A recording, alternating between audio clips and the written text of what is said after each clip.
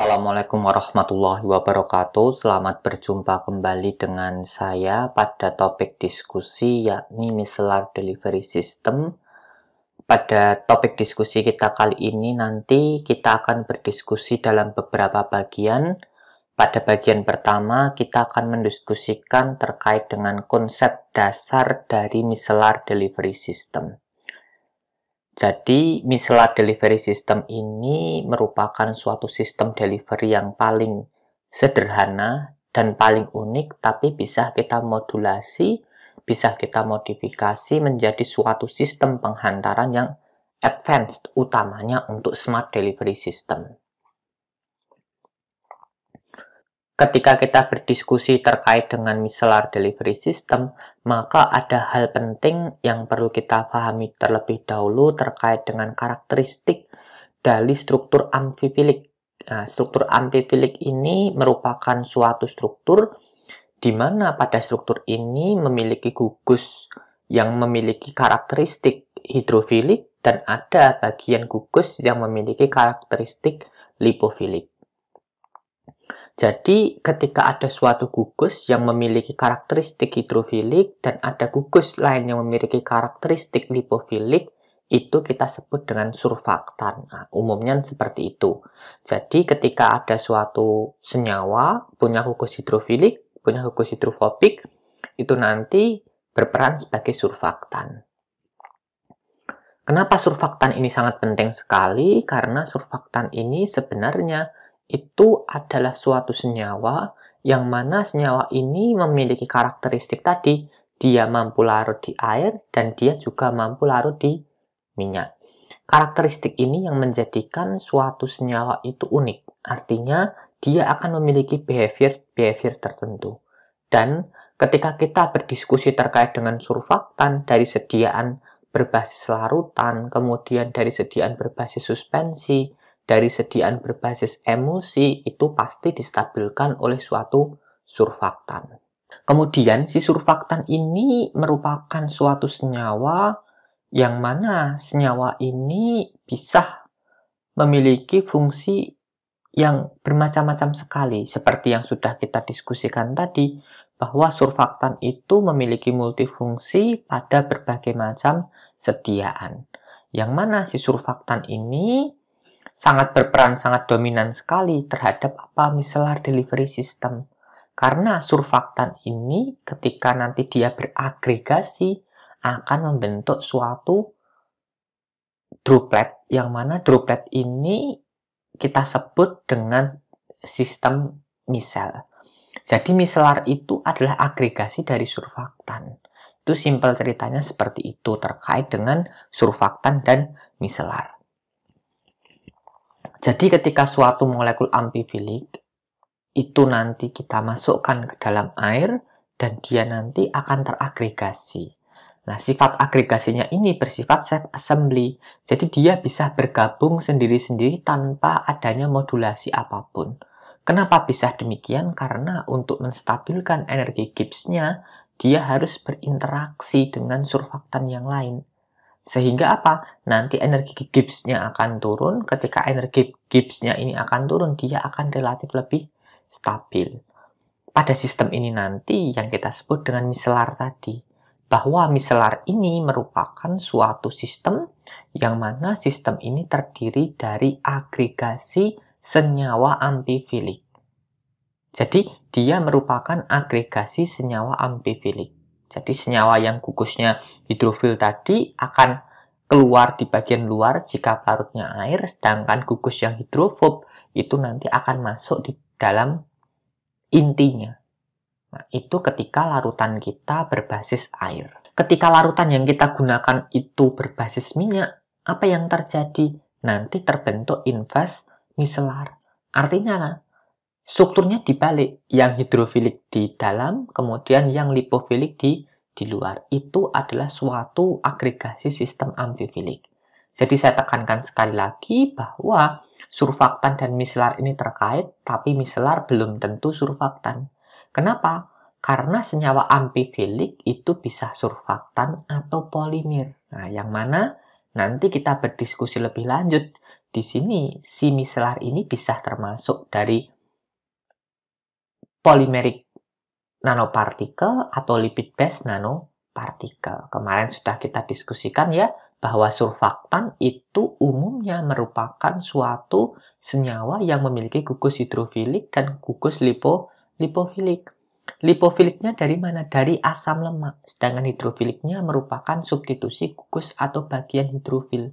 Ketika asam lemak dan ada bagian gugus hidrofil, nanti itu menjadi suatu formula berbasis lipid atau lipid based formulation. Akan tetapi ketika makromolekul berupa polimer itu nanti memiliki gugus hidrofilik dan hidrofobik yang mana strukturnya ini amfifilik, maka nanti bisa membentuk suatu sistem, yakni sistemnya kita sebut dengan polymeric micellar.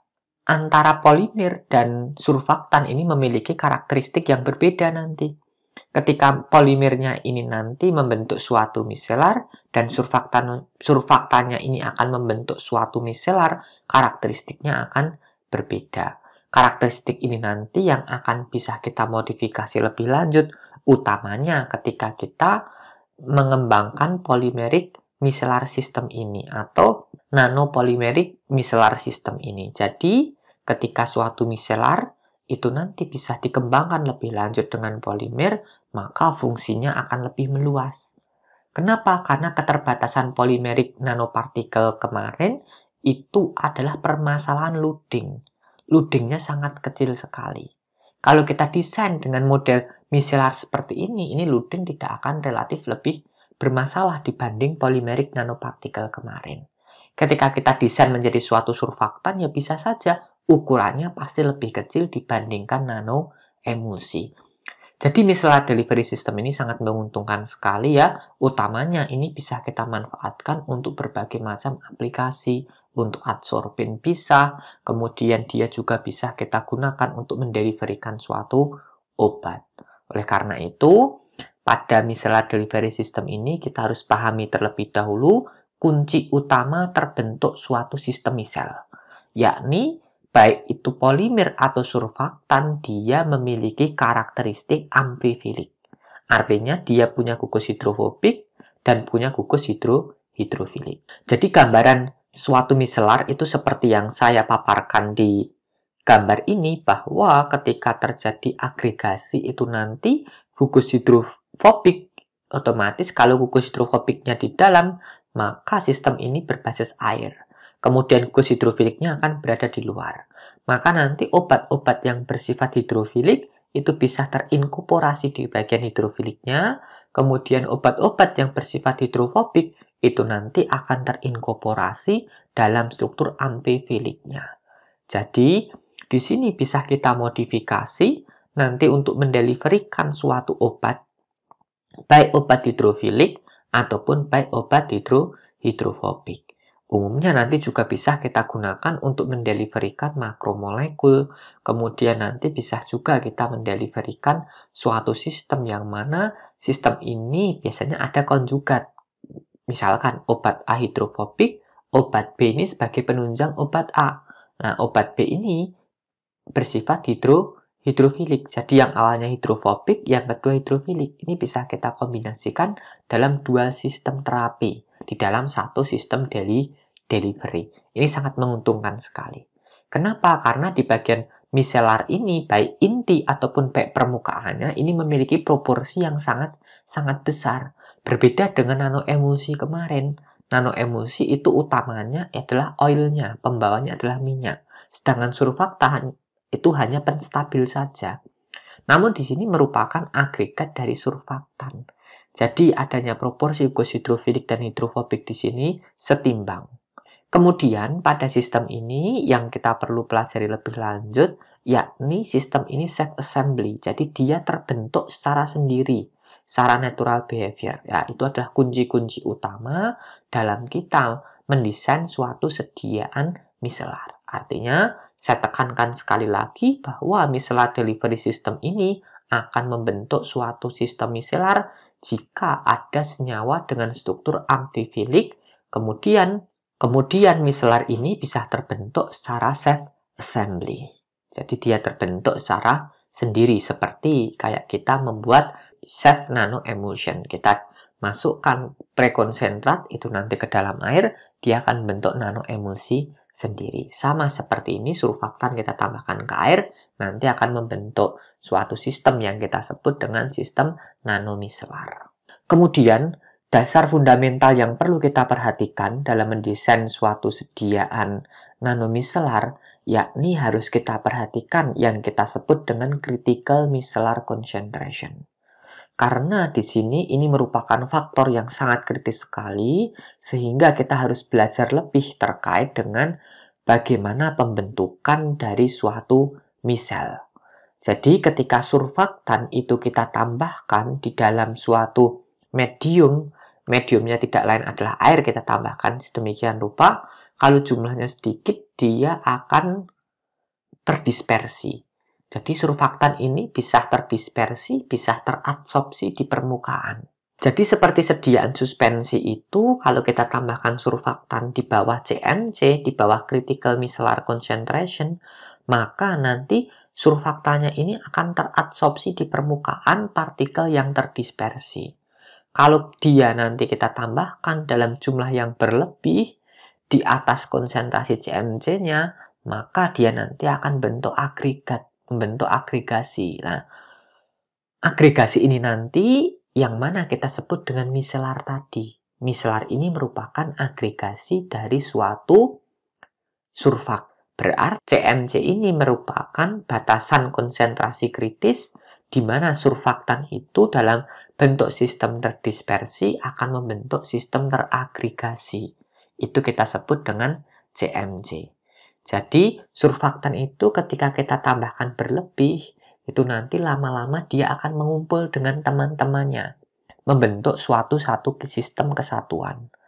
Kalau suatu sistem ini nanti dia diencerkan kembali, maka dia akan pecah kembali menjadi sistem teradsorpsi ini lagi. Oleh karena itu, kita harus berhati-hati. Utamanya dalam kita menambahkan surfaktan dalam suatu penstabil sistem dispersi.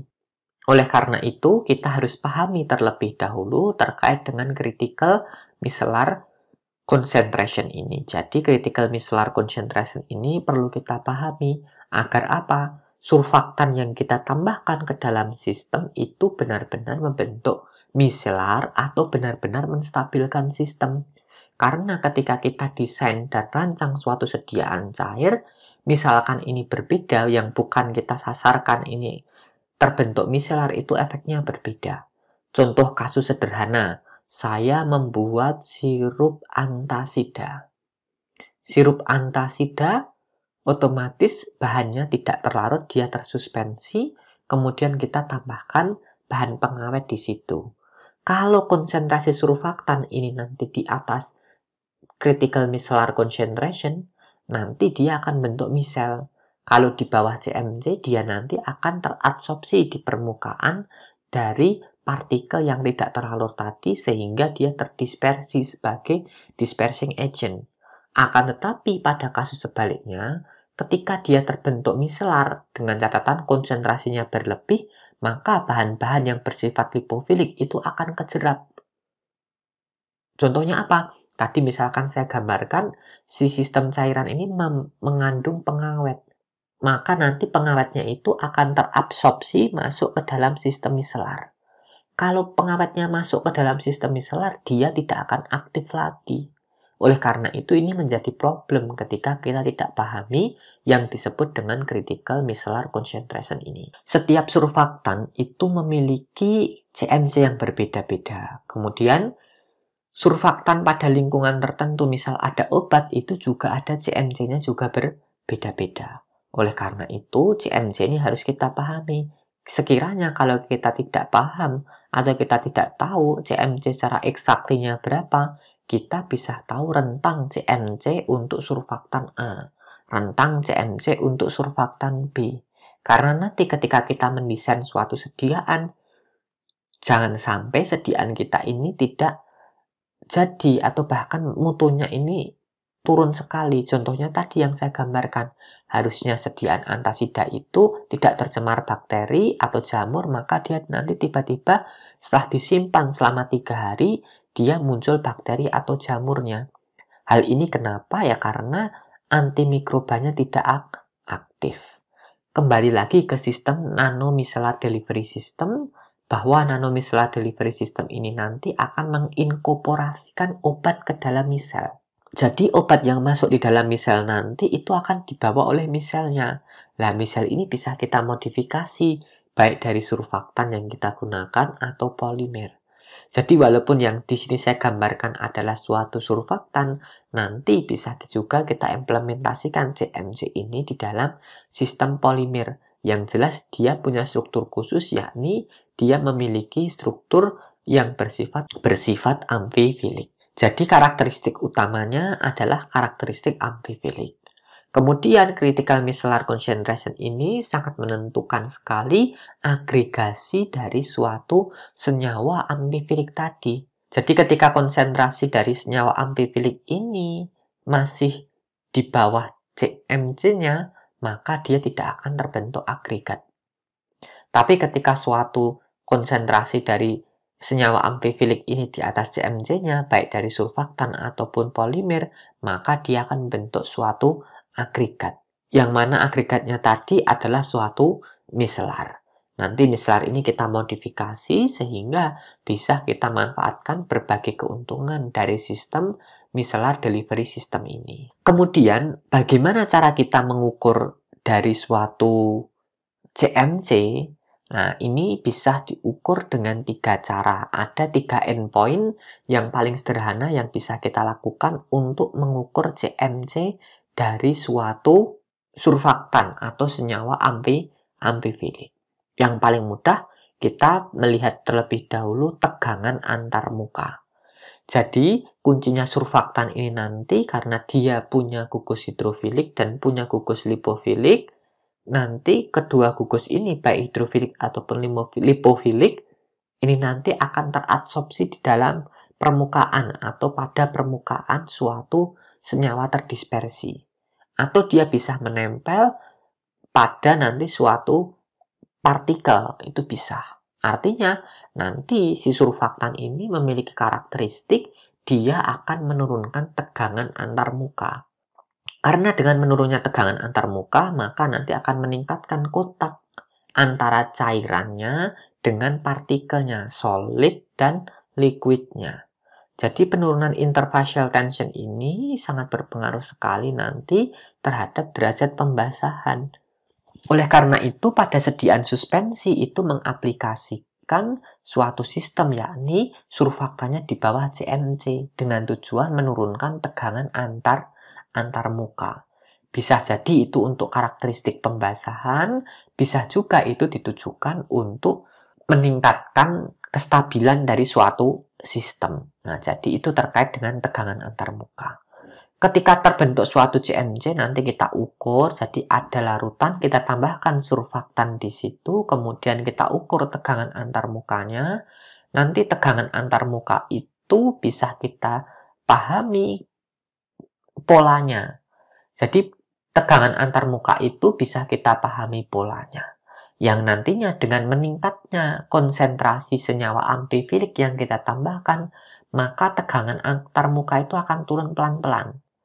Kemudian kita tambahkan terus-menerus, nanti akan meningkat konsentrasinya, senyawa amfifiliknya akan meningkat, sehingga nanti tegangan antar muka itu lama-lama akan konstan. Jadi titik infleksi dua pertemuan ini nanti kita sebut dengan CMC atau Critical Micellar Concentration. Dilihat dari tegangan antar muka. Kemudian CMC ini juga bisa kita justifikasi menggunakan sistem, yakni sistem kelarutan. Kita tambahkan suatu senyawa di dalam suatu larutan surfaktan dengan konsentrasi yang sudah ditentukan. Kemudian kita ukur kelarutan jenuhnya. Kita ulangi dengan beberapa konsentrasi yang sudah ditingkatkan. Biasanya peningkatannya bukan pola linier, bukan 1, 2, 3, 4, 5, itu tidak. Tapi polanya logaritmik. 0,1%, 1%, 10%, kemudian 20%, dan seterusnya. Intinya polanya logaritmik, bukan pola yang linier. Karena hubungannya ini sebenarnya log concentration. Tapi gambaran ini akan mempermudah Mas Mbak dalam memahami karakteristik terbentuknya micellar dari sistem CMC. Jadi dengan solubility nanti itu nanti terjadi peningkatan kelarutan. Tapi peningkatannya di sini tidak bermakna, meningkatnya sedikit sekali. Nah, ini ketika si surfaktan atau senyawa amfifilik ini membasahi partikel yang terdispersi tadi. Ketika nanti konsentrasinya itu tinggi, dia akan berubah tendensinya. Yang awalnya teradsorpsi di permukaan, dia nanti akan bentuk suatu agregat. Agregat ini nanti yang akan menjebak obat yang dalam kondisi terlarut.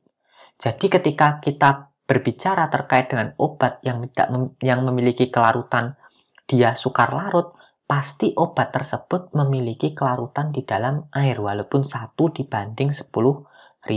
Nah, micellar ini bagaimana cara meningkatkan kelarutan? Sistemnya micellar ini melalui mekanisme solubilisasi misel. Artinya nanti surfaktan ini akan membentuk suatu sistem micellar terlebih dahulu. Kemudian obat yang terlarut tadi walaupun jumlahnya sedikit itu akan terjerap masuk ke dalam micellar sistemnya. Kemudian karena obat yang terlarut ini sudah kejerap, maka obat yang belum larut ini akan mengalami kesetimbangan. Karena dari semua siklus obat itu pasti ada kesetimbangan. Ketika 1:10, ya 1 larut di air, 10 larut di minyak. Begitu juga dengan misalkan 1 dibanding 10.000, 1 masuk di air, 10.000 masuk di minyak. Jadi ketika satunya ini terjerap di dalam, maka yang di air ini tidak ada senyawa yang terlarut. Kemudian yang belum larut akan mengalami kesetimbangan, dia akan melarut kembali. Kemudian dia yang larut ini akan diserap oleh miselnya terus sampai miselnya jenuh. Itu nanti baru kita akan lihat fenomena peningkatan kelarutan yang dramatis sekali. Karena micellar ini sangat cocok sekali untuk meningkatkan kelarutan. Karena pelarutannya ini sangat tinggi sekali. Artinya apa? Artinya berarti tingkat kejenuhan dari micellar system ini relatif sangat tinggi. Berarti dia bisa meluding banyak obat dibanding nano emulsi. Itu ketika kita lihat dari profil solubilitasnya. Jadi tadi ketika kita lihat dari profil surface tension, maka terjadi penurunan tegangan antarmuka pada suatu batas titik pertemuan tersebut, itu disebut dengan CMC. Kemudian untuk merasionalisasinya atau menjustifikasinya, tidak hanya menggunakan pengujian surface tension, tapi kita gunakan teknik solubility. Nanti kita ukur solubility-nya dari suatu obat yang kita masukkan dalam larutan surfaktan. Misalkan ada larutan surfaktan 0,1%, kita masukkan obat. Kemudian yang 0,5% kita masukkan obat. Yang 1% kita masukkan obat, dan seterusnya. Kemudian itu di stirrer sampai jenuh, kemudian diambil sampling. Nah, sampling itu nanti kita preparasi, kemudian kita tentukan kadarnya. Kadar ini diplotkan. Nah, nanti kadarnya terjadi peningkatan tapi tidak signifikan. Ketika dia melampaui CMC, dia akan dramatis sekali peningkatannya, sangat tinggi sekali. Oleh karena itu, pada sistem ini nanti bisa ditujukan untuk meningkatkan kelarutan atau nanti meningkatkan bioavailability. Karena sebenarnya obat di dalam micellar itu tidak larut, tapi dia terdispersi melalui mekanisme solubilisasi micellar. Kemudian ada cara yang ketiga yang bisa kita gunakan sebagai konfirmasi lebih lanjut terkait dengan terbentuknya suatu misel atau tidak melalui batasan CMC. Itu bisa kita ukur melalui konduktivitasnya. Jadi kalau kita lihat dari parameter konduktivitas, itu akan meningkat dengan meningkatnya jumlah surfaktan yang ditambahkan. Kenapa terjadi hal demikian? Karena surfaktan itu merupakan senyawa terlarut, dia nanti terdispersi. Ketika terdispersi, maka dia nanti akan meningkatkan konduktivitasnya. Kemudian pada suatu titik, konduktivitas itu tidak bisa meningkat dengan penambahan dari surfaktan. Kenapa? Karena terbentuk agregat. Jadi ketika tadi terbentuk suatu sistem dispersi yang mampu meningkatkan konduktivitas, maka ketika nanti kita tambahkan di atas CMC, tidak akan terjadi peningkatan konduktivitas lagi. Kenapa? Karena jumlah yang terdispersi tetap. Artinya yang menjadi pedoman bagi kita, ketika kita tambahkan suatu surfaktan di atas CMC, belum tentu semua jadi miselar. Kenapa? Karena sistem di farmasi tadi saya bilang berkali-kali itu adalah kesetimbangan. Jadi kesetimbangan antara molekul amfifilik yang tidak teragregasi dan ada kesetimbangan antara molekul amfifilik yang teragregasi. Jadi sistem miselar dan non-miselar ini juga bisa terbentuk. Artinya sistem ini sangat tergantung sekali dari konsentrasi. Jadi 3 cara tadi merupakan cara yang kita bisa gunakan untuk mengukur CMC dari suatu surfaktan. Yang mana konsentrasinya ini mempengaruhi beberapa karakteristik tadi sangat tergantung sekali dari suhu dan tekanan. Jadi nanti ketika suhu dan tekanannya berubah, otomatis karakteristik dari pengukuran CMC nanti bisa berubah. Karena proses pembentukan miselar ini merupakan proses yang mana dia terbentuk secara self-assembly, umumnya dia melibatkan aktivitas termodinamik. Kalau dia melibatkan aktivitas termodinamik, berarti dia sangat dipengaruhi sekali oleh tekanan dan suhu. Oleh karena itu, terbentuknya miselar di sini ini sangat dipengaruhi sekali oleh tekanan dan suhu. Tapi ketika nanti sudah terbentuk suatu miselar, yang mana miselar ini sangat stabil, seperti polymeric micellar system, nanti dia relatif tidak terpengaruh terhadap proses pengenceran. Berbeda kalau kita gunakan molekul amfifilik sederhana, seperti surfaktan, itu nanti bisa dipengaruhi terhadap proses pengenceran. Nah, itu yang harus kita perhatikan terkait dengan cara penentuan dari CMC ini. Saya tekankan sekali lagi, pada pengukuran CMC ini ada 3 prinsip yang bisa kita gunakan. Kita ukur tegangan antar mukanya, kita ukur kelarutannya, kemudian kita ukur konduktivitasnya. Pada kelarutan, itu nanti kalau sudah CMC dia akan meningkat secara signifikan. Nanti titik infleksinya akan kita cari sebagai CMC. Kemudian ketika kita berbicara terkait dengan tegangan antar muka, nanti akan turun sangat signifikan, kemudian tidak ada penurunan yang bermakna ketika meningkat konsentrasi surfaktan. Begitu juga dengan konduktivitas, ketika kita ukur, nanti konduktivitasnya akan meningkat. Setelah konduktivitasnya meningkat, nanti pada suatu titik dia mencapai CMC, maka dia nanti tidak akan meningkat konduktivitasnya karena molekul amfifilik yang terdispersi itu jumlahnya sudah setimbang, sudah tetap, tinggal bagaimana sisanya membentuk agregasi. Ini adalah konsep pembentukan suatu miselar yang harus kita pahami terlebih dahulu sebelum kita berdiskusi lebih lanjut terkait dengan nanomicellar delivery system.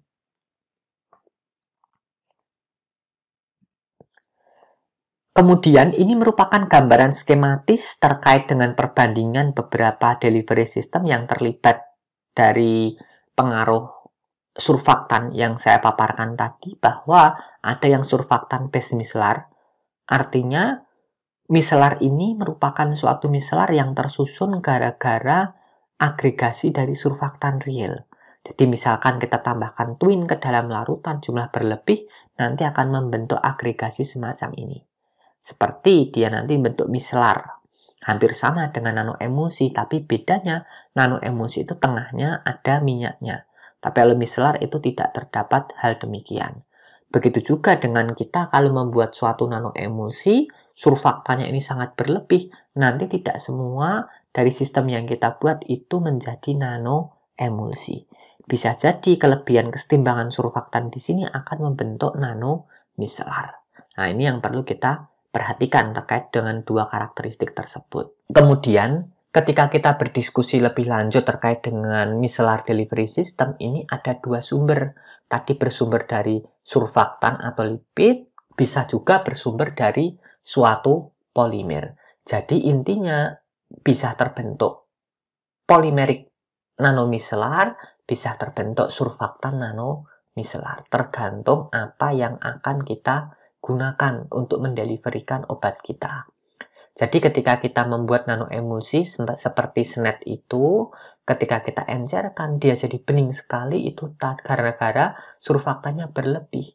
Sehingga dia membentuk agregat dari surfaktan, kemudian obat yang terinkorporasi dalam minyak tadi karena jumlahnya sangat sedikit, maka dia bisa terstabilkan pada struktur miselar. Jadi warnanya jernih sekali. Oleh karena itu, miselar yang berbasis surfaktan ini umumnya memiliki ukuran partikel yang sangat kecil, 1-20 nano. Jadi tidak mungkin ya kurang dari 1. Kenapa? Karena struktur kita terbatas dengan struktur molekul. Karena struktur molekul yang kita rancang itu tidak bisa lebih kecil lagi. Makanya kita nanti teknologinya itu akan mentok di nano saja. Ya. Kemudian di sini yang perlu jadi perhatian, umumnya miselar ini berwarna jernih. Jadi dia tidak berwarna sangat jernih. Nah, kemudian ketika kita berbicara nano emulsi pasti ada warnanya agak bluish. Akan tetapi ketika kita berbicara terkait dengan koblok base miselar, jadi miselar yang berbasis pada koblok ini nanti warnanya bisa keruh ataupun jernih, tergantung desain dan rancangan yang membuat kobloknya. Jadi koblok itu adalah gabungan dari suatu polimer. Nah, jadi ada polimer yang berbentuk polimer hidrofilik, ada polimer yang berbentuk amfifilik. Ketika gabung itu nanti akan membentuk suatu koblok. Jadi bisa monoblok, bisa diblok, bisa triblok, dan seterusnya tergantung dari blok-blok polimer yang digunakan. Umumnya polimernya bersifat hidrofilik dipilih, kemudian ada polimer yang bersifat lipofilik juga dipilih. Jadi dua polimer ini digunakan, kemudian nanti disintesis membentuk suatu koblok polimer. Perbedaannya apa? Perbedaannya adalah ketika kita menggunakan surfaktan base miselar itu loadingnya tidak terlalu tinggi, walaupun ini juga sudah cukup tinggi. Karena jumlahnya sangat kecil, walaupun loadingnya tidak terlalu tinggi, maka dia bisa muat banyak. Begitu juga dengan koblok polimer. Perbedaannya, kalau misalkan dia pakai triblok seperti yang ada di gambar ini, maka strukturnya itu akan balik. Nah, membaliknya bagaimana? Obat-obat loadingnya akan lebih tinggi. Jika dibandingkan dengan nano emulsi, antara koblok polimer dengan nano emulsi ini tidak relatif berbeda bermakna. Intinya, di sini nanti yang nano emulsi berbasis lipid, kemudian yang koblok polimer ini berbasis pada polimer. Ingat terkait dengan ukuran, karena kita gunakan polimer dengan bobot molekul yang relatif besar, ukurannya juga akan lebih meningkat dibanding kita menggunakan suatu sistem surfaktan saja. Oleh karena itu, pada sistem ini, baik dari micellar base surfaktan ataupun koblok polimer ini juga bisa kita manfaatkan. Akan tetapi fungsionalitasnya itu lebih meluas yang polimer, karena kita bisa modifikasi struktur dari suatu polimer untuk menghantarkan obat. Berbeda dengan surfaktan, modifikasinya hanya terbatas pada rantai samping, yang mana rantai samping itu relatif ada sebagian yang hidrofil, ada sebagian yang hidrofob. Kemudian kalau untuk nano emulsi di sini hanya pembanding saja. Intinya sistemnya di sini hampir sama-sama memakai senyawa amfifilik dan sama-sama terbentuk self mechanism. Makanya saya munculkan sebagai pembanding saja. Di sini yang perlu menjadi perhatian adalah ukurannya. Jadi ketika nanti membaca di koleogram atau hasil particle size analyzer, nanti akan muncul di situ puncak-puncaknya berapa. Misal muncul puncak 3, ya berarti ada yang mungkin terbentuk miselar, ada yang mungkin terbentuk nano emulsi ukuran besar, ada yang terbentuk nano emulsi ukuran kecil. Bisa jadi terdapat hal semacam itu. Intinya, di sini surfaktan berbasis miselar ini memiliki ukuran yang lebih kecil dibandingkan koblok polimer base miselar. Kemudian, ini adalah beberapa keuntungan terkait dengan micellar delivery system. Ini ada berbagai macam keuntungan. Yang pertama, ini jelas dia solubilisasi. Berarti nanti ketika dia meningkatkan solubilisasi, tapi di sini solubilisasinya bukan dalam bentuk dispersi molekuler, tapi melalui solubilisasi micellar. Artinya, obat-obat kita itu terinkorporasi nanti di dalam suatu micellar. Jadi obatnya ini bukan terlarut di dalam medium, tidak, tapi dia solubilisasi misel. Dia terdispersi molekuler di dalam core micellarnya. Nanti ketika dia diabsorpsi, bisa jadi micellar system ini membantu proses absorpsinya, atau nanti dia difagositik bareng, kemudian dia dipecah, maka obatnya akan keluar atau terabsorpsi. Jadi mekanisme solubilisasi ini berhubungan dengan bioavailability, karena obat-obat yang tidak larut itu pasti bisa diserap gara-gara kita tingkatkan kelarutannya, walaupun ini dengan mekanisme solubilisasi micellar. Bisa juga nanti di sini tidak hanya memakai surfaktan, kita bisa pakai amfifilik koblok polimer. Jadi ketika ada polimer yang tersusun atas 3, itu kita sebut dengan triblok. Kalau ada polimer susunannya 2, itu kita sebut dengan diblok. Kalau misalkan ada polimer susunannya 4, itu kita sebut dengan kuadrublok, dan seterusnya. Jadi intinya blok-blok polimer itu tergantung bagaimana kita merancang dan menyusun polimer. Tadi di awal sudah saya infokan bahwa polymeric sistem ini berbasis micellar dengan koblok ini bisa kita modifikasi. Artinya koblok ini bisa kita rancang sehingga nanti kobloknya itu bisa termodifikasi karakteristiknya terkait dengan peningkatan kelarutan dan peningkatan bioavailabilitas. Karena dua hal ini identik dan terkait. Kalau kelarutannya meningkat, bioavailability-nya meningkat. Pertanyaannya peningkatannya bagaimana? Itu yang harus kita pahami lebih dalam. Kemudian bagaimana si sistem micellar ini bisa meningkatkan bioavailabilitas, itu juga harus kita kaji lebih dalam. Intinya di sini peningkatan bioavailability dan solubility salah satu toolnya itu menggunakan amfifilik block polimer. Jadi dengan amfifilik block polimer ini nanti mampu membentuk suatu micellar yang mana micellarnya punya loading yang tinggi, bisa dimodifikasi sehingga kelarutannya meningkat dan bioavailability-nya juga akan meningkat. Kemudian keuntungan yang kedua dari micellar delivery system ini sebagai theranostics. Artinya theranostics itu dia bisa digunakan sebagai agen diagnostik atau bisa juga digunakan sebagai terapi. Ini salah satu caranya. Itu ada quantum dot, ada polyionic complex, kemudian ada dendrimer. Jadi ada 3 cara di situ yang bisa kita aplikasikan. Misalkan kita pakai quantum dot, itu semacam spion.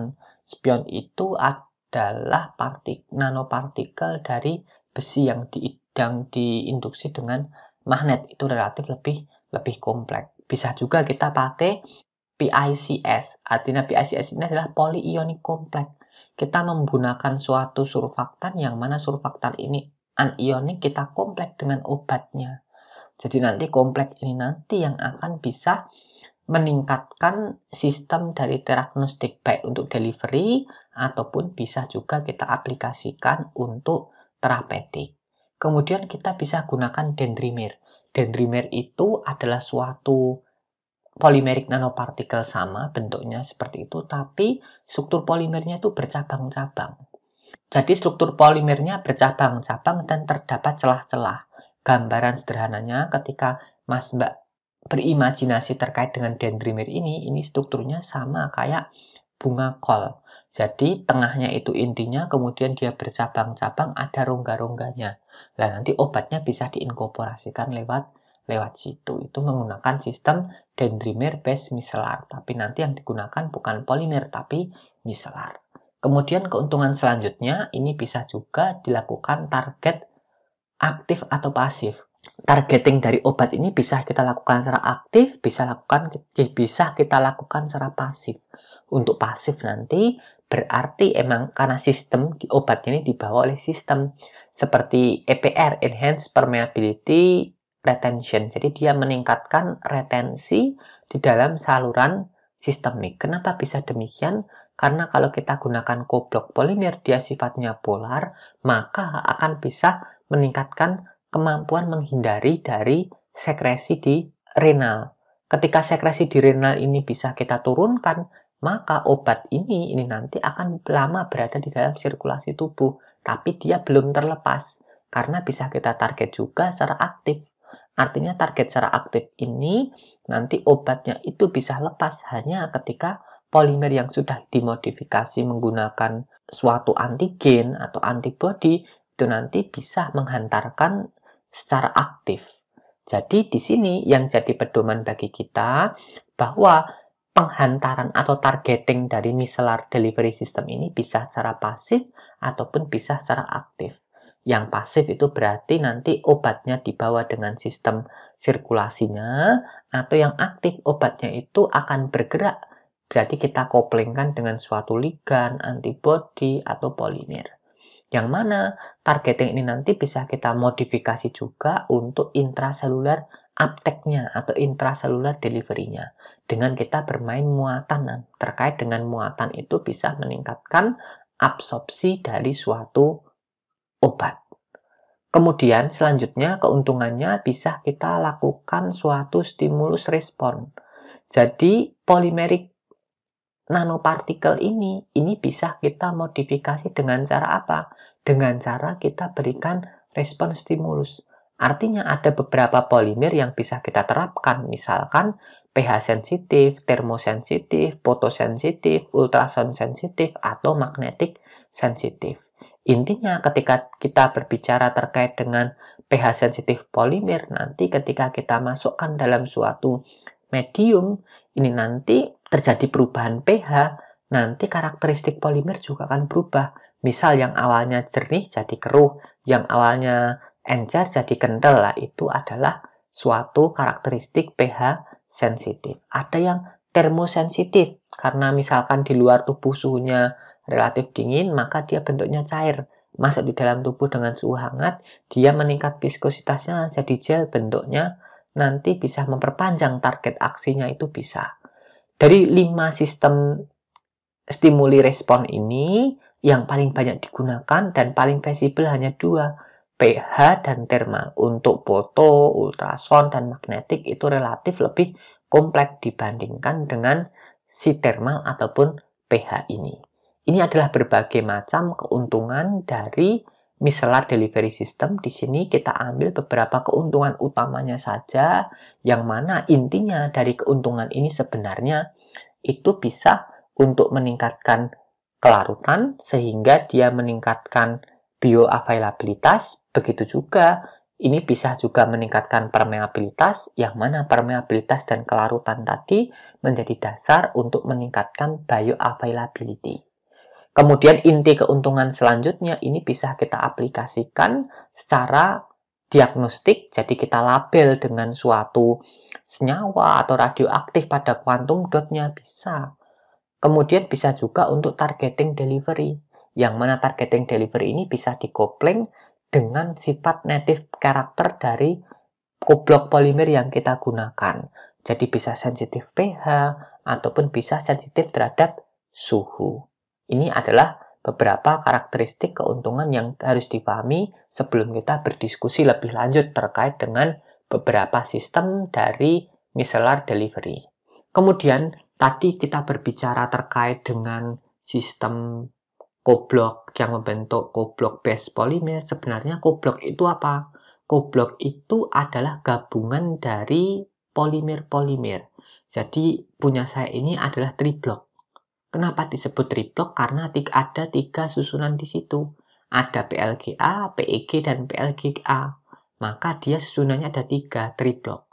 Kalau saya memiliki suatu molekul surfak yang ada gugus amfifiliknya, sehingga dia memiliki gugus hidrofobik ataupun hidrofilik, maka ada 2 bagian, itu kita sebut dengan diblok.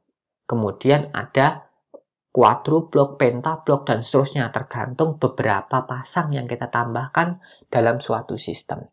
Ini saya gambarkan contoh sederhana, misalkan saya punya polimer. Nah, ini polimernya sangat familiar sekali untuk beberapa delivery, karena polimernya ini sangat luar biasa pemanfaatannya, yakni PLGA dan PEG. Untuk PLGA ini merupakan polimer yang memiliki karakteristik lipofilik, sedangkan PEG ini merupakan polimer yang memiliki karakteristik hidrofilik. Jadi 2 karakteristik ini bertolak belakang. PLGA larut di minyak, PEG jelas kita ketahui larut di air. Nanti akan kita buat dan kita rancang suatu koblok polimer.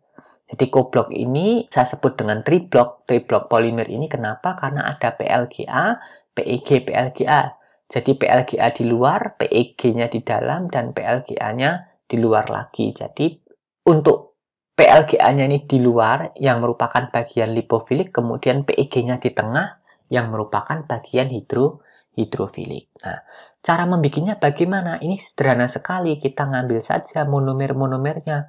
Kita hitung secara stoikiometrik terlebih dahulu. Setelah kita hitung secara stoikiometrik, maka ini ada laktit sama glycolide. Ini kita tambahkan.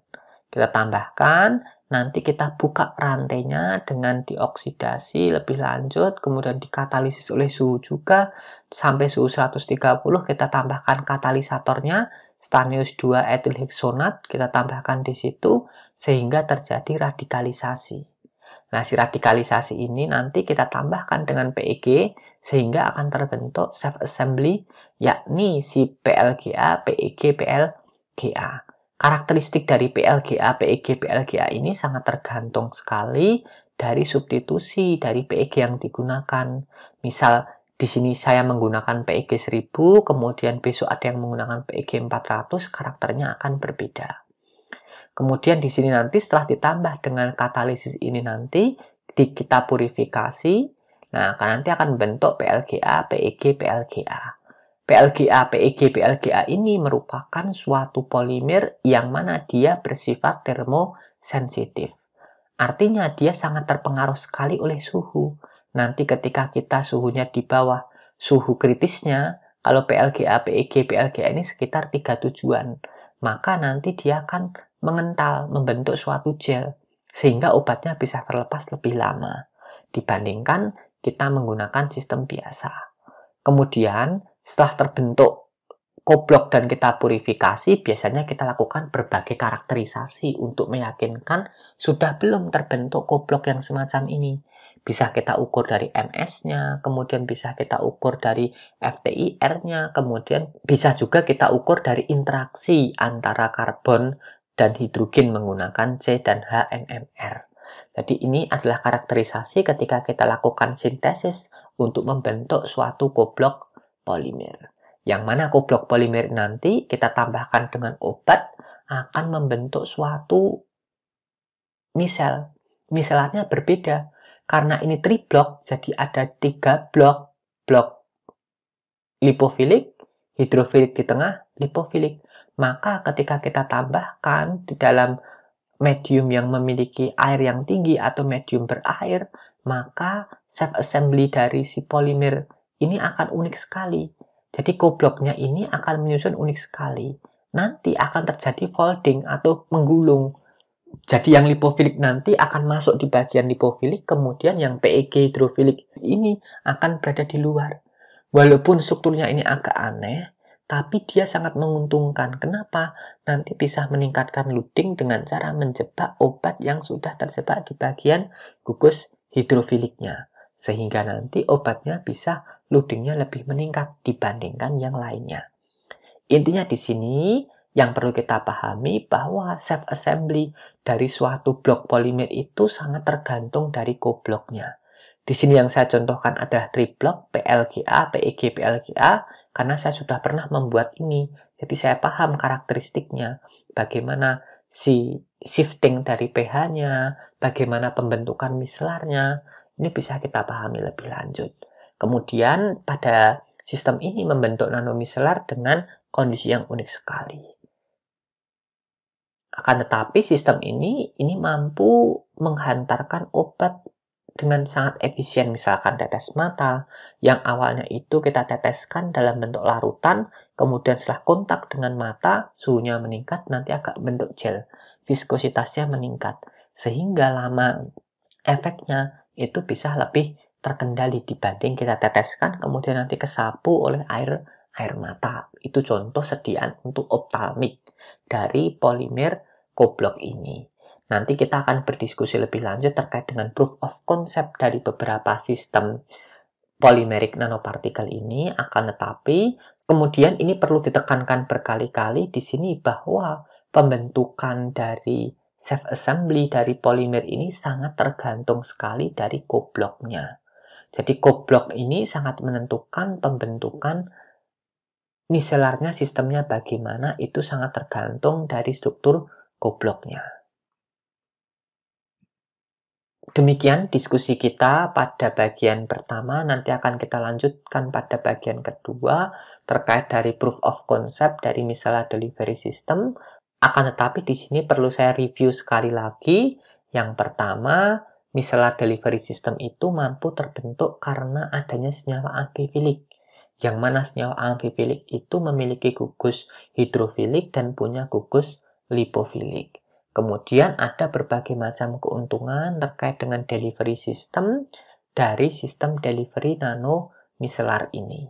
Kemudian tidak hanya surfaktan, akan tapi polimer bisa kita aplikasikan untuk membentuk koblok polimer, yang mana koblok polimer ini nanti akan lebih fleksibel dan akan lebih meluas sekali karena bisa dimodifikasi lebih lanjut dibandingkan kita modifikasi surfaktan.